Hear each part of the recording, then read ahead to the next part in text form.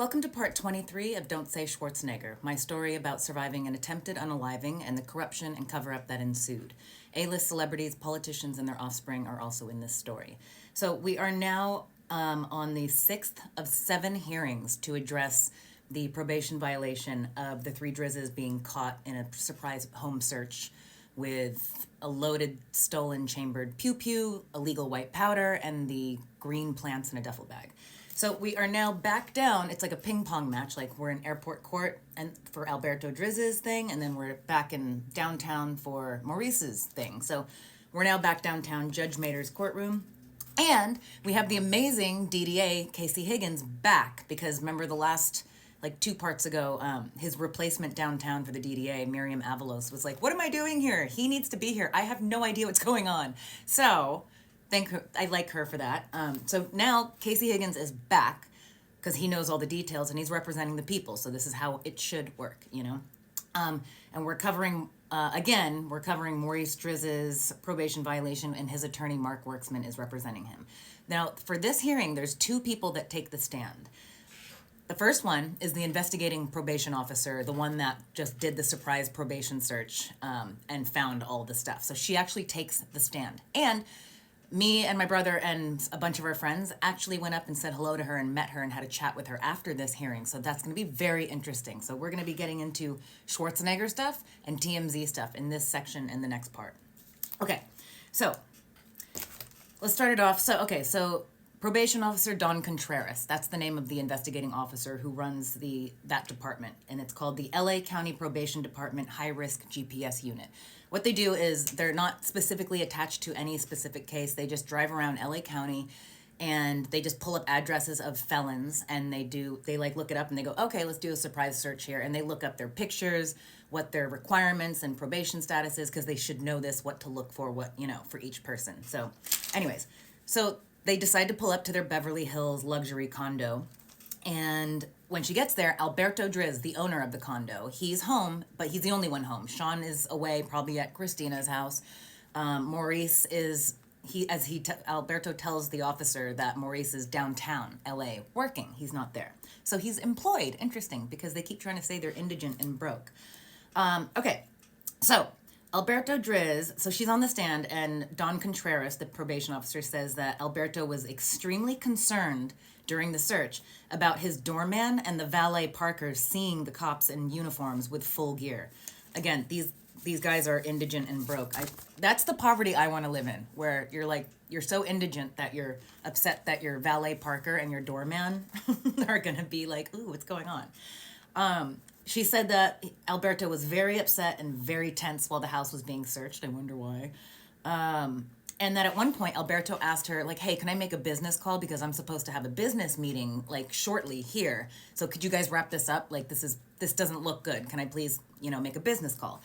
Now, she says that normally for officer safety purposes, no one's ever allowed to, like the probationer is never allowed to make a phone call, but she allowed it out of a nicety because at the end of the day, you don't want to screw, like say he didn't do anything wrong during the probation search, which he did, but you don't want to screw up their business and their future if, just during doing a routine check like that. So I'm not mad at her for going, okay, you can call your business person to tell them to cancel the meeting. However, Alberto is a known liar, and he's not known to be a genius. So he gets on his phone, and he sends a text message, and the phone is on that thing where you set it up, where it repeats out loud back to you who you just texted and what you texted. So it repeated out loud that he was texting Maurice Driz, his brother, and that the text was probation. So she immediately was like, stop it. I told you not to call any of the other felons, whatever. So she had to take the phone, I think, or whatever, but she stopped that. Okay, so then 30 minutes after that text is sent, Maurice Driz shows up. He shows up at the house during the search. Alberto starts getting really nervous, and he asks the officer if he can go and take his heart medication. That's not the white powder with the rolled up dollar bills that they found during that exact moment, too. It's a different medication for his heart. Just want to make a note of that. And while Don Contreras is on the stand telling us all of this, because DDA Higgins is, asking her all these questions, this is one of like 5 or 6 times that Judge Mader interrupts the DDA. And by the way, we were all there witnessing this too. We're in the back watching all this. She kept interrupting the DDA every time he was making a really valid point or laying out really, really, really important facts that would, he's not asking, Maurice, like, so what color are your eyes? He's asking detailed facts to lay out a situation that will lead to 7 years of prison. And she kept interrupting him and telling him to wrap it up and stuff. So that really upset me. Still does to this day. So, okay, so the judge interrupts, whatever, starts rushing DDA Higgins. And so he keeps asking questions, and Don Contreras, the probation officer on the stand, says, when they searched Alberto's bedroom, in the top drawer of his nightstand in a sunglass case was the pew-pew. It was a semi-automatic .25 caliber Beretta, stolen, registered to somebody else. When the probation officer told the twins that they found the pew-pew in their access, they both simultaneously put their heads down. And then Maurice Driz said, "Oh, it's just a family heirloom." And then she said she wasn't sure after that who said what, but one of them then said, she said it was probably Alberto because they both were agreeing with each other. But one of them, probably Alberto, said, yeah, it's a family heirloom. Our aunt gave it to us. It's very special to us, So she says all this, and then the judge interrupts again. Judge Mater interrupts again, and she interrupts the probation officer, and she actually says, no, you know what? No, you're not sure who said any of that. You're not sure. It could have been either one. The probation officer says, no, I remember the family heirloom. I was sure of that Maurice said. So she just kind of checks her, like, don't question what I'm saying or what I'm remembering. Like, I remember, and we also had the entire probation unit and the entire police department of 6 officers from Beverly Hills Police Department there. Okay, so then she starts talking about how they went into Maurice's room. And in Maurice's room, on felony probation for a violent crime, they found weed paraphernalia, drug paraphernalia.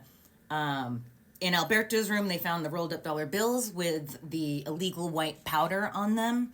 And there were no locks on any of the bedroom doors in this like luxury condo. And there was no locks on the nightstand. So all 3 felons had access and were violating probation by having access. Because it's on them, not anyone else, to know if this is in the house.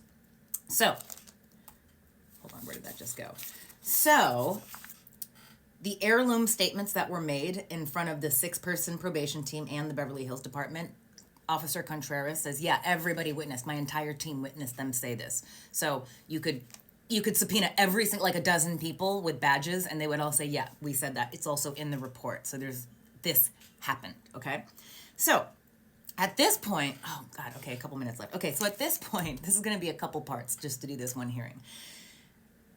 Mark Werksman, the attorney for Maurice Driz, he's like, all right, well, you know what? We are going to put Maurice on the stand. This is the only time that any of the defendants were put on the stand before the civil trial for like this 7 years. The only time. And he says, I'm going to put him on the stand because he's going to say that he never knew about the pew-pew and he didn't say anything about an heirloom, whatever. And he also says, Mark Werksman says, look, and he's trying to say, like, look, it's not a big deal because it's so hard to find the pew-pew. It shouldn't be a violation. He says, in order to know there was a gun in Alberto's room, one would have to enter the room, go around the other side of the bed, go to the second drawer of the nightstand. Oh, are you exhausted already? Open it. Oh my gosh, open it. Take out a sunglass case. Oh my goodness. Open that and then remove its contents. I mean, it's basically not even there. Like, they basically didn't even have access to it. Like, it's not a big deal. And then the judge says, well, the only issue really for me is that whether or not there was a misleading statement made by Maurice to probation about his knowledge of the pew-pew, and if he made a misleading statement that it was an heirloom. Well, he did. You literally just heard the probation officer say, yeah, it's in the report, and I'm saying it under oath, and you can ask the entire team. So before we get to this next part, this is going to be crazy. So the next part is when Maurice Driz gets up on the stand because Mark Werksman wants him to say that the word heirloom is not in his vocabulary. Oh my goodness. Okay. I'm going to just film it and just put it up right now. I actually have the energy. So thank you so much to everybody for following along. I'm obsessed with all your questions because they're just really intelligent and sharper than most of the people whose job it actually is to care about the case. So thank you.